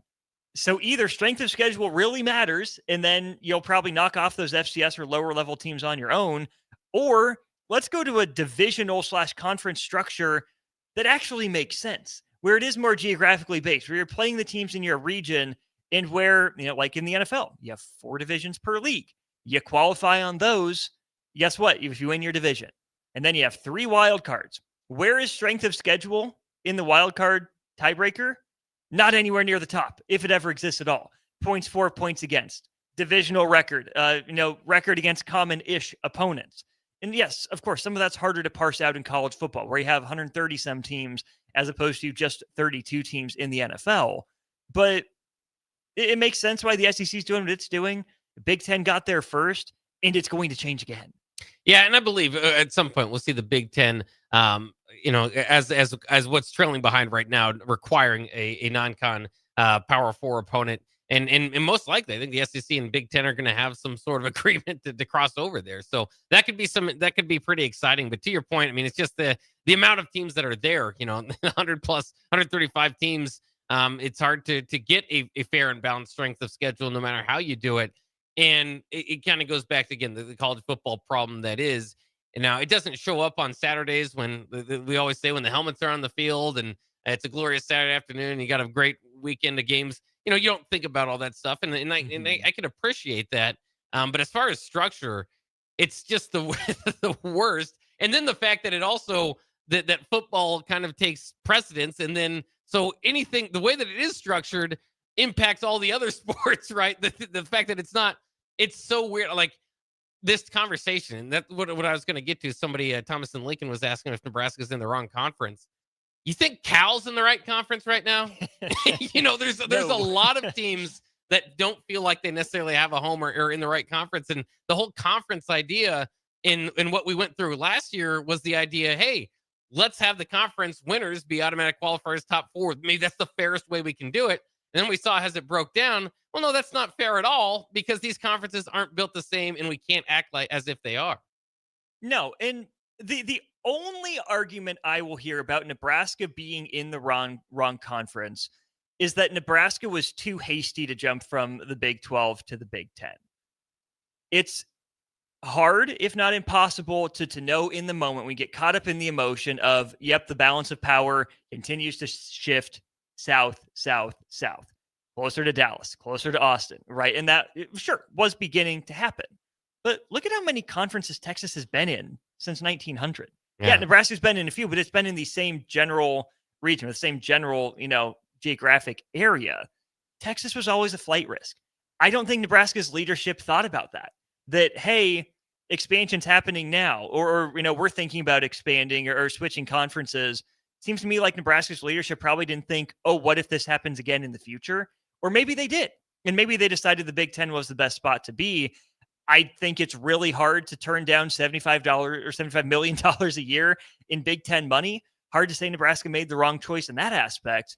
The only way I think you can convince me that Nebraska should have stayed in the Big 12 is that you could argue that Nebraska has a better chance of finishing top 2 in the Big 12 more consistently, playing in that championship game, and thus earning the automatic bid, versus, is it easier for Nebraska to be in the top 4 in the Big 10 and be all but assured of being in, right? There's some value, or would have been some value, had Nebraska been able to maintain its level of success in the Big 12, where you can essentially be, I go back to this example a lot, but could you have been Gonzaga? There's a power vacuum in the Big 12 right now. Iowa State's on a little bit of a run. Looked like it was going to be Kansas State. Oklahoma State was one play away from making the playoff. Colorado had a moment. TCU had a moment.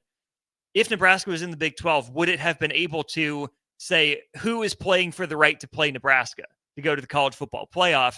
Who knows? Who's to say? It's a hypothetical. But Nebraska should not have remained in the Big 12 just for the Big 12's sake. If Nebraska was going to remain in the Big 12, it would have been because Nebraska thought it had better access to the college football playoff, which at the time Nebraska joined the Big 10 was still just rumblings and rumors and didn't exist. Yeah, it's interesting too, because I think, when you look at the biggest disservice, I guess, moving to the Big 10 was to anybody, I think it would have been Bo Pelini, because he built his roster and probably would have been better off with that Peso defense playing in the Big 12. Of course, had to make the adjustment and didn't do it as well. And as we know, the history of it, still did it better than anybody that's been here since. But I mean, that would be the argument there. I always think too, like, if there's this, if you could kind of go back to the perfect world, maybe you would be in the Big 12. But look at the Big 12 now. But what's the opportunity cost of staying in the Big 12? I mean, how many millions of dollars would you get this facility if you're still in the Big 12? Only if you're winning. If you're having these same results, or even if you're just a consistent 9-4 in the Big 12, do you get that facility? Probably not. And not that it's all about facilities, right? I get it. But money has become the driver. Yeah. I'm sure it's always been there as a player behind the scenes. We know, the SEC losing some of its dominance as soon as everyone can start paying players. Probably not purely coincidental, I wouldn't say. But even if money was the driver, it wasn't as out front in the open as of money being the driver. If money's the object, Nebraska made the right choice. In a world where money's not the object, it's nice to have, but you don't need it to win. Nebraska made the wrong choice. Right. And to Clay Travis's point here, again, it was Thomas and Lincoln that texted in. He's actually thinking about the SEC at this point. And Clay Travis started off by saying, Nebraska did the right choice by going to the Big 10 financially, but he argues basically every other way, not so much. So Thomas and Lincoln kind of with those thoughts. Do you think Nebraska is in the wrong conference for rivalry games? You got Texas, A&M, OU, and Missouri in the SEC. And for some reason, Clay Travis would throw Arkansas in there as well, where Nebraska was taking talent from all of them in the Big 12. Or is the Iowa rivalry good enough of a rival? Again, I think if you were making a rival decision, you might choose a different conference. I don't even know if you'd go back to the Big 12 at this point. If it's just rivalries, sure, there are some there. But again, there's also Utah and Arizona State and all these other teams, Cincinnati, that you don't have anything historically with. And so I think that was kind of part of, and interestingly enough, when Clay Travis does that, he'll point out the teams that would match up with Nebraska and then point out Maryland and teams that don't necessarily fit Nebraska or have rivalries there. But I mean, altogether, it's a fair point. There's not a rival outside of Iowa that the Big 10 even deems important enough to protect. And so, while Minnesota and Wisconsin have grown as rivalries, and Northwestern's always a good game, or, you can kind of throw that from the Big 10, having been a decade in it.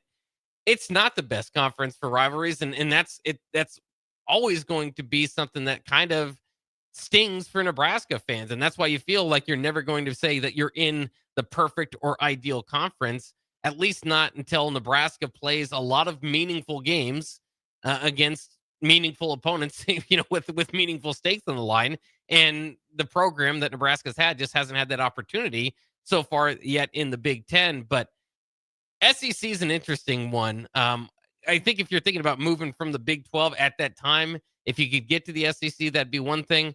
Keep in mind the SEC's footprint is still Southern. They've not really gone outside of that. They went, they kind of went as west as they could to get Oklahoma and Texas, but I still kind of think that's kind of the Southern footprint. Missouri, maybe you could argue, obviously, the closest to Nebraska there, but I don't know. I think there's maybe a fourth of the SEC that has a pretty strong argument. The rest of the SEC, I'm not sure what the draw would be, other than the big time matchups that you're already getting with Ohio State, Michigan, Penn State, USC, the like. Exactly. The SEC stuff is ridiculous. Just makes me roll my eyes. The way that I think through Nebraska and Big 10 rivalries is this way. Number one, you can't have new old rivalries. It takes time.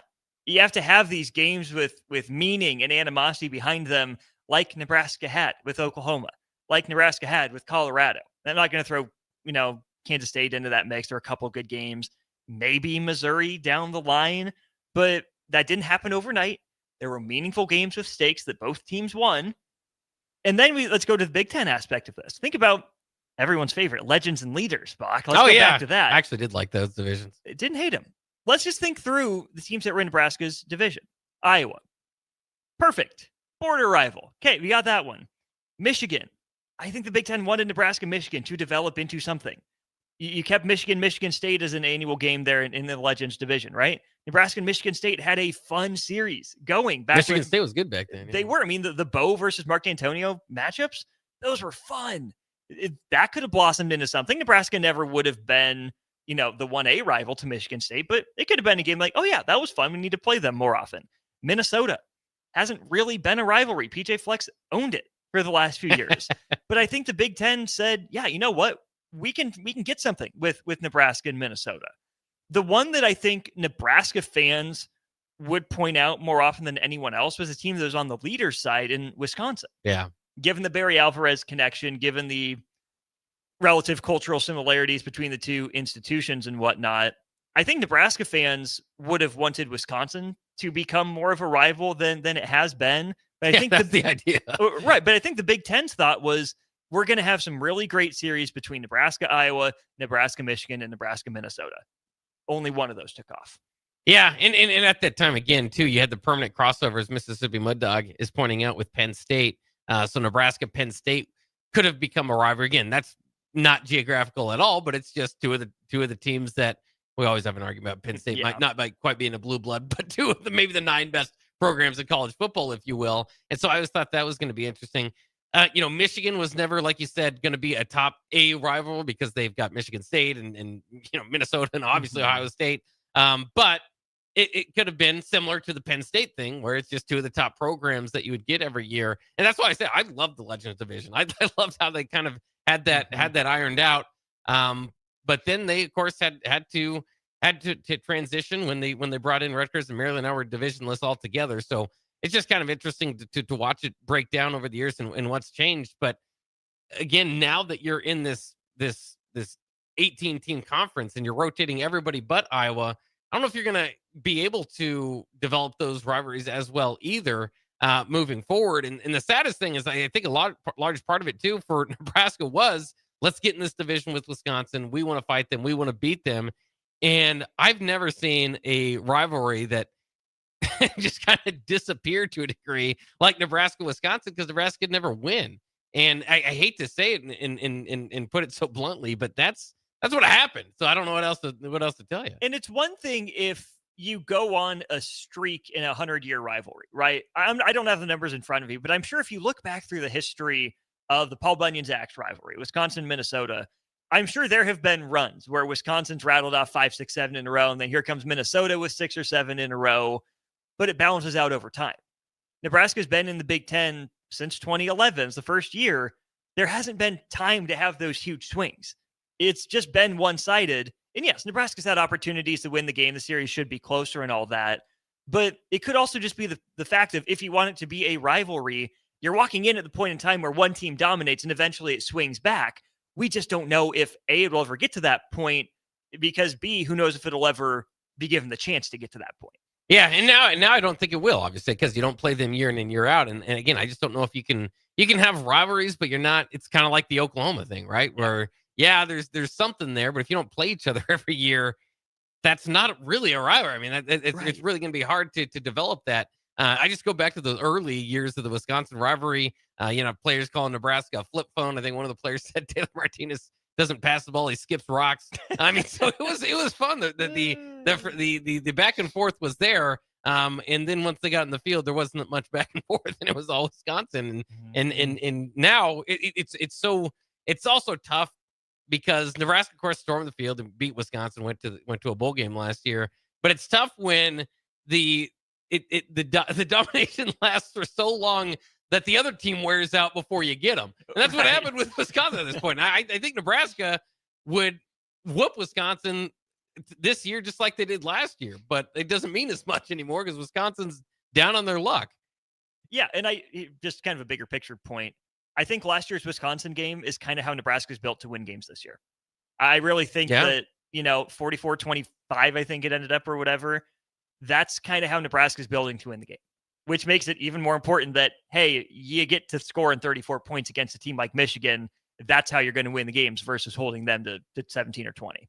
Anyways. Yeah. I think more often than not, that might be the case. Let's hope the defense can hold folks down to not make that the case. But Nebraska's offense, again, the other opposite side, is that hope that they can consistently score that much and get to that level. So let's go ahead and take another break. We've got more coming up on Lionheart Live at 93.7 The Ticket.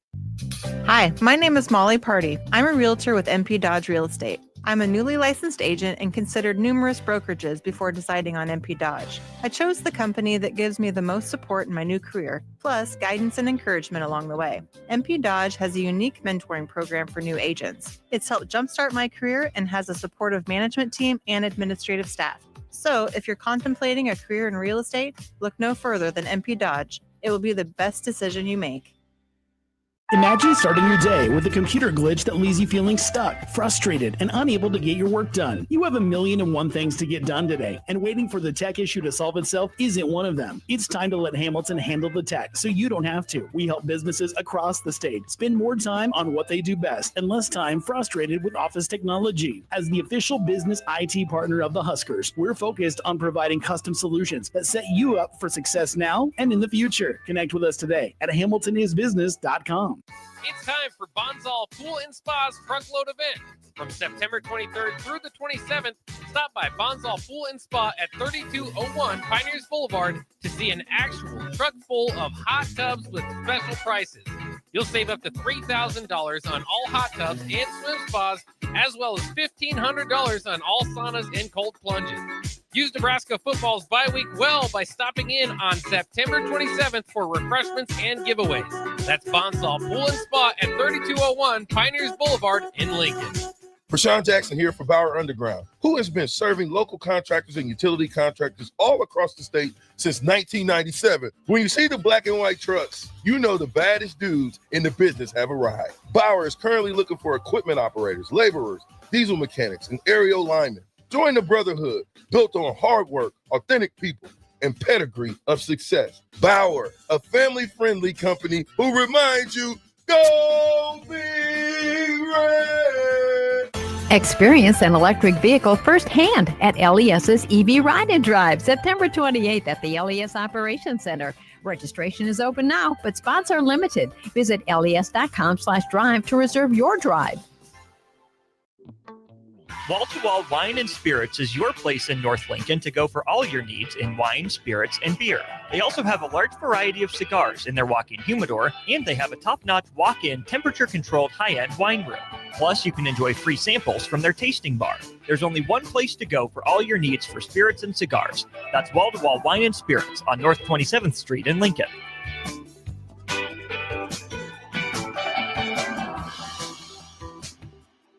M Suits Clothiers, Lincoln's favorite men's store, is ready for the fall season. Stop by today to see the newest arrivals in casual and sportswear from Johnny O, Seven Diamonds, Mavi, Task, Luciano Visconti, Scott Barber, and many more. M Suits Clothiers, 1 block south of 56th and Pine Lake Road. Schwieso Construction is now hiring for skilled craftsmen, steel erectors, concrete workers, and general laborers. Schwieso Construction offers great benefits like premium wages, health and dental insurance, paid holidays and vacation, 401k with company match, life insurance, and disability insurance. They pride themselves on a legacy of 40 years built on integrity and trust. Joining their team means becoming part of a family that values hard work, dedication, and mutual respect. Apply today at schwieso.com. That's schwisow.com. 93.7 The Ticket, Fox, KFXL weather. Brought to you by Bryant Air Conditioning, Heating, Electrical, and Plumbing. Your Lincoln forecast for today, a few sprinkles are possible this afternoon. Otherwise, we'll see partly sunny skies with a light breeze and a high near 76. Tonight, mainly clear skies and calm winds, the low around 55. And tomorrow, lots of sunshine with light winds and an ashing high near 80. I'm meteorologist Kyle Hutton for 93.7 The Ticket and theticketfm.com. Things that impair you come in many different shapes and sizes. Some are the shape of beer and liquor bottles. Others look like cigarettes but aren't cigarettes at all. These are the things we know impair us, the things our parents warned us about. What we're not always aware of is our new prescription or the over-the-counter medicine we picked up just for allergies or a bad cold. See, it doesn't just matter how much of a substance you take. If you are impaired, driving is deceptively dangerous. Don't drive impaired. Paid for by the NDOT Highway Safety Office. Start your Sundays off right with Jeff and Nicole Essink on Fitness Fanatics. Jeff and Nicole discuss health and wellness, how to achieve fitness goals, and more through the life of gym owners and gym goers. It's Fitness Fanatics from 9 to 11 a.m. on Sundays on 93.7 The Ticket and theticketfm.com. Anderson Ford in Lincoln has 2 convenient locations, which means 2 times the customer service, 2 times the inventory, and 2 times the ability to get you in the car of your dreams. Whether you visit us on the north side or the south side, you'll find more selection and a team that's always on your side. When you're looking for a better way to buy your next Ford, visit Anderson Ford in Lincoln, where exceptional service meets unbeatable selection. This is former Husker and NFL linebacker Jay Foreman. For years, I've suffered from degenerative problems in both of my ankles, but thanks to a thorough and thought-out plan provided by Advanced Medical Imaging, I was able to get my life back with the least amount of pain as possible. While working through multiple options, the team of physicians at Advanced Medical Imaging were there to answer any questions I had. If you're experiencing any pain at all and want to get your life back, go to amimaging.com or give them a call at 402-484-6677. Advanced Medical Imaging, located at 7601 Pioneers Boulevard. The party is back on in Lincoln this fall, and there's no party like the A1 Automotive Ticket Tailgate pregame show. Join the whole ticket crew for 2.5 hours of pregame coverage before every home and away game this football season as they get you ready for the game. It's the A1 Automotive Ticket Tailgate pregame show at our downtown studio at 11th and O, sponsored by Select Plumbing, Raising Cane's, Wall-to-Wall Wine and Spirits, Elway Power Sports of Lincoln, Currency, and the Kindler Hotel. Time to go back into the Lion's Den. This is Lionheart Live with your host, Anthony Smith.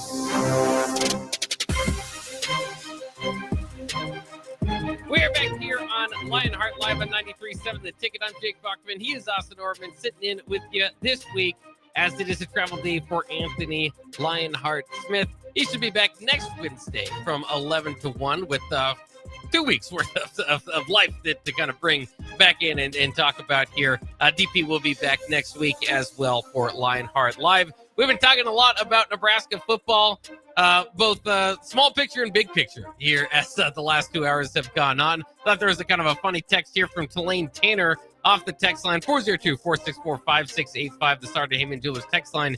If you do want to text in, Tulane Tanner says, if Warren Buffett or someone else dropped $1 billion or more on Nebraska with the stipulation they moved to Big 12, would they do it? I would think yes, because $1 billion is an awful lot amount of money. But solving the Warren Buffett riddle has long been a problem for the University of Nebraska. It's one that they haven't quite been able to figure out. And if he does donate, I'm not sure it would be $1 billion. No, I think that would be a little steep. But just for the hypothetical sake, while I'll play along, I'll say no. I don't think Nebraska does move back to the Big 12 for $1 billion. I think they take the $1 billion and say, well, think about it. But I also just don't think that the current conference format and structure that we have is going to be permanent. I think people are going to come around and recognize that, yep, there's some issues here that we're not solving. Doesn't make a lot of sense for us. We get what we were going for. It didn't work. We're going to go back to something new. My other point on the $1 billion is that is a rather large one-time cash infusion, but it's just that. Do you trust Nebraska to put that money to work? Did you trust Nebraska to use that $1 billion? Well, even $900 million of the $1 billion. Do you trust that it would go to worthwhile things? It's one thing to have the money, but I'm more and more convinced that Nebraska, while it may be trailing some of the biggest brand name programs in the country, it A, probably isn't trailing by that much, and B, has plenty to, warrant better results almost across the board. Maybe that's true, maybe that's not. That's just my gut feeling. So let's stipulate that Nebraska has enough money. Well, then, if they have enough, what's more going to do except give them more ways to not use it correctly or not get the most out of it? And, as soon as you get that $1 billion, it's not like the next day it's going to go up to $1 billion and $1 and $1 billion and $2. No, you're going to cut into it. You're going to need to replenish that $1 billion to maintain your standing as what I would assume would be far and away the richest program in college football. If your team had $1 billion at its disposal, you're looking to earn that money back. Because otherwise, if you just have a $1 billion pie and keep eating pieces out of it, at some point you got to bake another pie. You got to grow more bananas, and the Big Ten is still the best way for Nebraska to grow more of those bananas. Well, I think I'd go independent, maybe even into the NFL. If you get $1 billion, I think you would do about what you would need to. Tulane Tanner, if invested right, that's the point. Yeah. If you do it right, yes, it doesn't matter where you go or who you play. But if you're not going to do it right, you would like to at least have a little bit of a financial safety net behind you in the Big Ten. Well, and two, I mean, there's a lot that you can do. Obviously, with that money, you can build a super roster, and that would be exciting. But typically that has been kind of the idea that can you just buy a championship, and certainly it puts you in the category among the group. But you can go out there and hire Dabo Swinney away with that money. Does that mean you're going to win? Well, as we see with Dabo Swinney right now with Clemson, not necessarily. So, right. Yeah, there's a lot of different ways to look at that. But I will say, again, from the perspective of $1 billion, that is Nebraska makes about $20 million, I think, a year from being in the Big Ten. So that would take about 50 years to make up the $1 billion, which is why I would say I would go ahead and do it.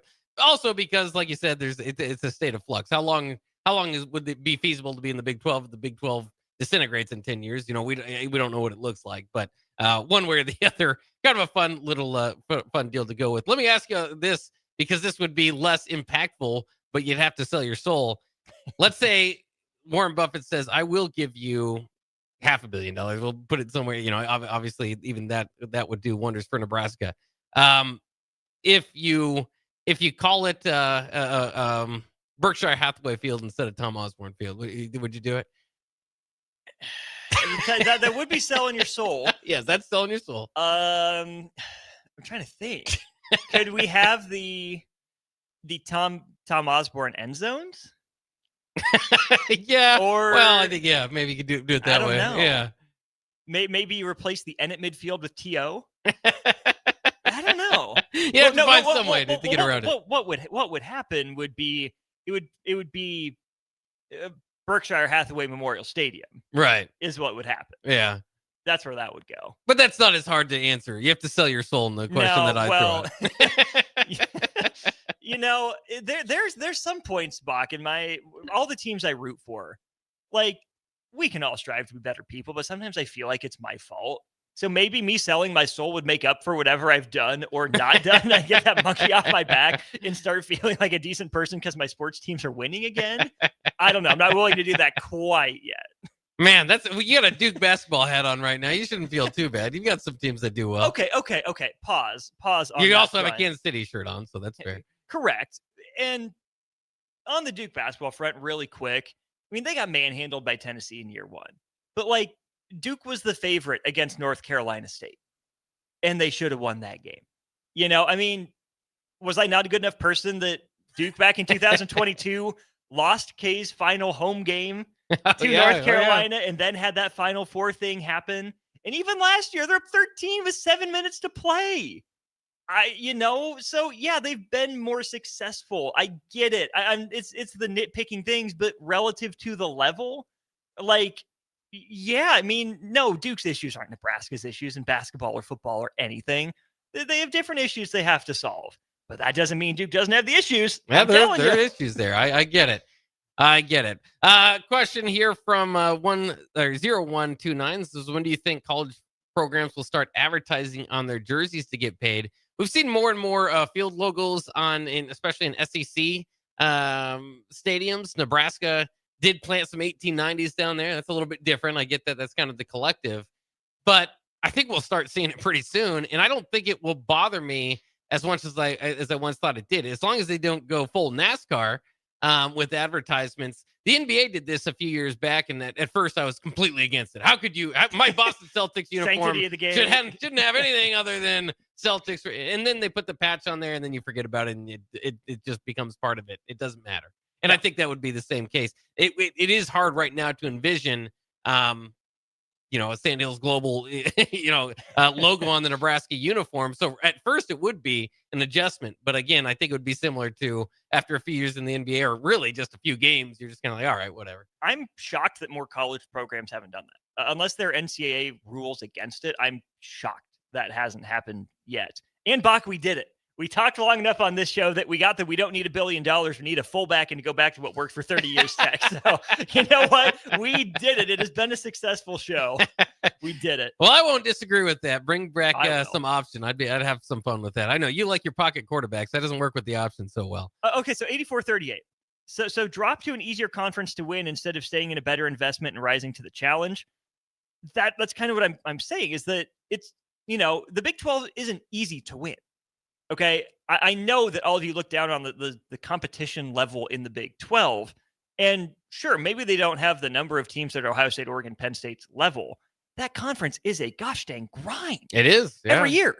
It's tough, right? Arizona State competed. They weren't a pushover. Iowa State, I assume, would have competed in the college football playoff. Not a pushover. Beat Miami. And yeah, I know Cam Ward only played the first half, but guess what? Still beat them. So, no, it's not a guarantee that if Nebraska goes back to the Big 12, right now, drop of a hat, they win the Big 12. That is not a given. Nebraska's roster maybe looks a little better in the Big 12 than it does in the Big 10. Not significantly. There's some real talent and program building going on down there. But 84-38, that's the exact argument that we were making, is would it be worth it to Nebraska to, quote unquote, drop back to the Big 12 if you're guaranteed to be in the top 4 every year and give yourself a chance at playing for the conference championship? Sure, maybe it's worth considering, but you can't guarantee that.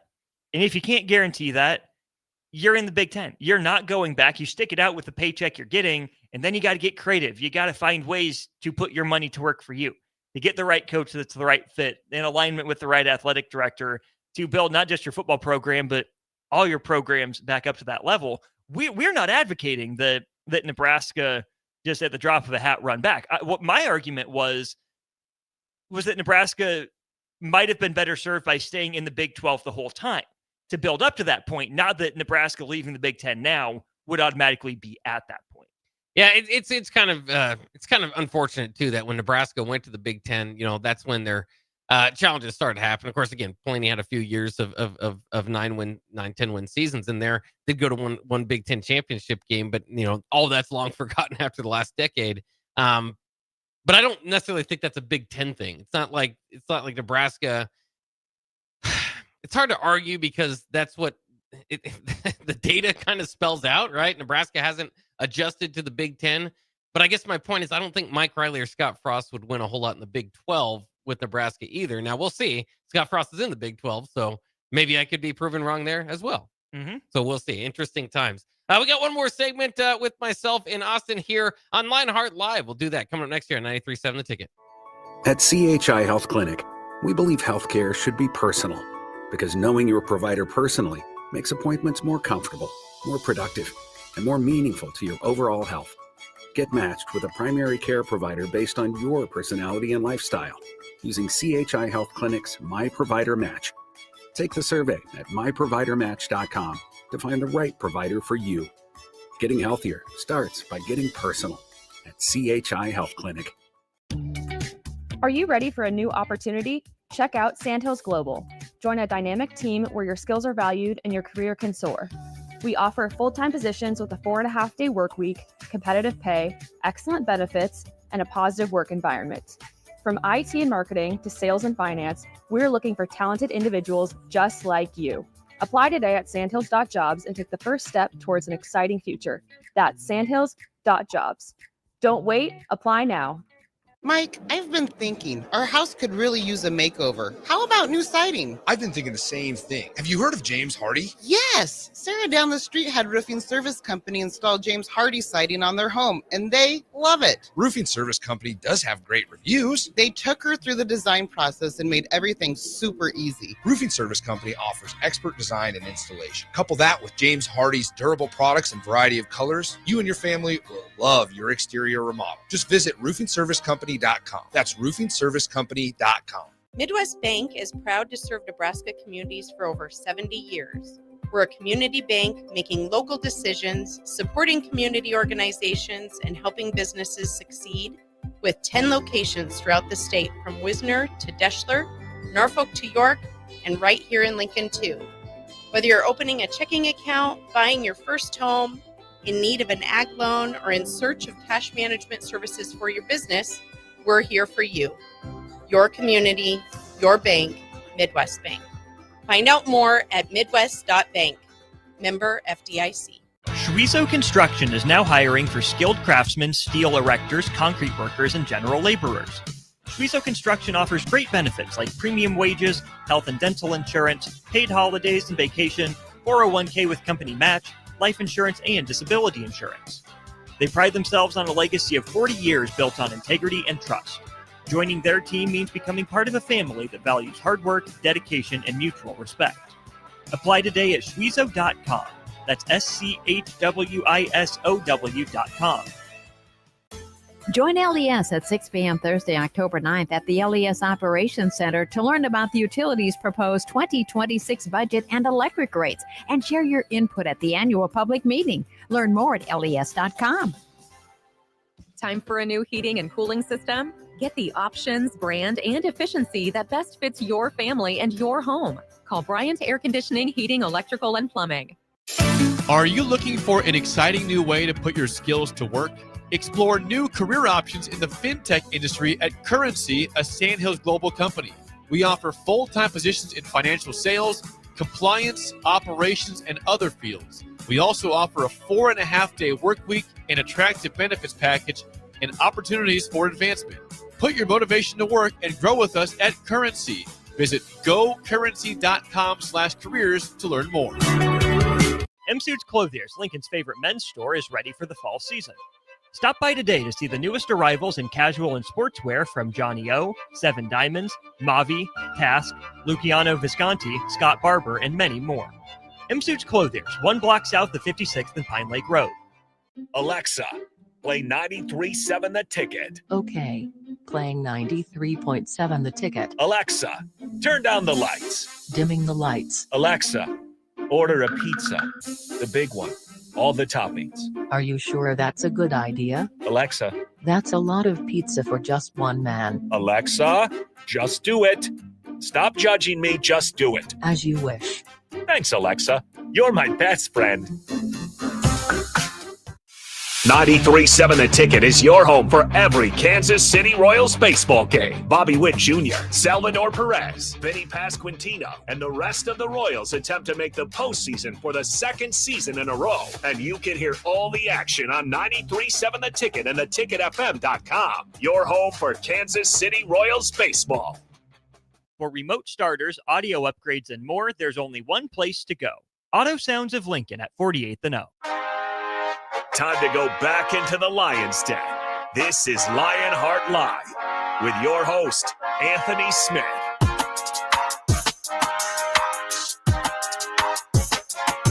We are back here on Lionheart Live with myself, Jake Buckman, Austin Orman, in for Anthony Lionheart Smith. He'll be back next week along with the team. We've been talking Husker football and pretty much Husker. I would say college football as a whole, but mostly Husker football, a little bit of Indiana football, and we can blend the two once again. We got a question here from Sandman460 off the text line. Says Signetti seems to have a little bit of Bo Pelini, us against the world mentality. I don't think that is sustainable and gets old kind of fast. What say you, Austin? I'll let you take it away. I think that if you talk to any of Bo's former players, at least the vast majority of them, they would to this day go to bat for him. Like, they love him. It is a message that typically sells pretty well in the locker room. and when channeled right, can sell pretty well to a fan base. Right. I do think there is still a lot of that. Oh, it's Nebraska against the world. Oh, they still look down on us. They don't respect us. And you got to earn some of that back. But I think that there's just some part of us as people who like feeling like, we like to be big men on campus, but we also like to be the little guy overcoming these big odds, and no one believed in us. And it's certainly motivational. I don't think Curt Cignetti cares as long as it works for his locker room. I think that I mentioned this to you kind of offhand comment there, Bach, but I think there's a lot of similarities between him and PJ Fleck. Not the exact same guy by any stretch of the imagination. Don't get me wrong, but they don't care if what you think they do is a shtick, if it's, gimmicky, if it's, oh, well, that's just PJ, it's got to get old. Have we ever heard of PJ Fleck losing a locker room? Not yet. It works for his guys. I think they both genuinely care about their players. I think those guys have both thrived on that sort of mindset. It becomes an issue when you turn the us against the world against your own fan base, against your own media, like we saw happen toward the end of Bo Pelini, like what happens when you turn your players and your attitude against your own athletic department for potentially some valid reasons. I'm not here to relitigate everything that ended up happening in 2013 and 14. But no, I don't think it matters if it gets old to us on the outside, as long as it sells in your locker room. You're able to attract the proven production talent and make it work on the football field. We've seen millions of, maybe not millions, but thousands of players go through programs like this that will end up, after their playing days are done, doing anything for their head coach. It works on them, and that's the important part to the coach. Not if it works to people like us. Yeah, I think that you made some good points there, and I mean, I do think it was almost athletic department, us against the athletic department at times, and again, was that fair or not? Probably was at a certain point when you kind of go back to Sean Eichhorst and some of the way that he handled with Bo. So I think that can get out of hand, and for Nebraska, it kind of felt like the idea was, when that became a problem was when Nebraska was getting blown out, right? So it was like, all right, once you're losing the battle, what's the next motivational ploy? Mm-hmm. And maybe there wasn't one there. Maybe there wasn't, adjustments, whatever, going back again to the Pelini comparison. But for looking at Cignetti, I just kind of look at his past. If that's been the ploy so far, it's worked at IUP, at Elon, at James Madison, all building his way up to Indiana. And then if you can kind of keep it as us against the college football world, it's true. Indiana's the worst program of all time in college football. Yeah. Like legitimately the worst among the Power Four. Yeah. So so there is some kind of truth if you can channel it, like you said, correctly. So I don't know. I don't necessarily feel like it's going to blow up. I do kind of like that idea, maybe closer to PJ Fleck. His thing's kind of been called a cult before, or whatever you want to necessarily say. But it is one thing where a majority, and Fleck's had some problems with former players, but a majority of the players want to fight through and battle for that guy, and it does kind of build that culture. So I don't see it necessarily blowing up that way. I'm just more intrigued about what it's going to take to get him out of Bloomington at this point. He's 64 years old. So unfortunately, he's been discovered a little bit late, if you will, in his head coaching career. So I don't know if you have a 10-year plan, maybe if it gets taken somewhere else, but for what he's built, and it's a Big Ten program, and you could see the place was rocking the other night. I'm not sure if he leaves for a subpar job, leaves for a job that's kind of, especially when you've got Indiana in the top 25 and you're in the Big Ten, what are you reaching for? Unless, Florida or somebody like that, a big time job comes calling. Right. And don't forget, Curt Cignetti did have some experience at Alabama. It's where he kind of made the name for himself. So SEC country could be home for him again. But here's the other part. He told his AD, Scott Dolson, walking in, give me average resources, I'll build a winner. You're not probably going to find another Curt Cignetti, which means you need to nail the replacement hire, whether it's 5 years from now, 10 years from now, probably not 15 years from now, but you either got to nail the replacement hire from within. Okay, Curt, you see the end's coming. Let's get a guy on staff you can keep around, your version of Brent Venables, except that one of the couple jobs Brent Venables would have taken came open for him. And he took it at Oklahoma. So can you keep that guy around? It's less Urban Meyer into Ryan Day, I think, even though there are maybe some slight parallels and similarities. But he's turning Indiana into a decent job. It'll never be a great job. It'll never be top of the line. But Kurt Cignetti convinced them that all you have to do is invest enough, and I'll make it work. Got to find someone with that same level of resourcefulness and that edge to keep a program like that, not even in the forefront, just in the conversation at all. It'll be fascinating to see what happens again. Indiana's got some difficult opponents coming down the line. Maybe we don't know this yet. Maybe Illinois is not as good as we thought. That could also be part of what was going on there on Saturday. All right, that'll be wrapping it up. That'll wrap it up for myself and Austin here on Lionheart Live. I'll be coming back here around the corner with Terrell Farley on Bach in the Black shirt, and we've got a Cash Blitz keyword for you at the top of the hour, so you're going to want to stay tuned for that. Thanks, Austin, for joining me today. Once again, Anthony Lionheart Smith will be back next week, and stay tuned to the ticket, Bach of the Black shirt, on a Window World Wednesday coming up next.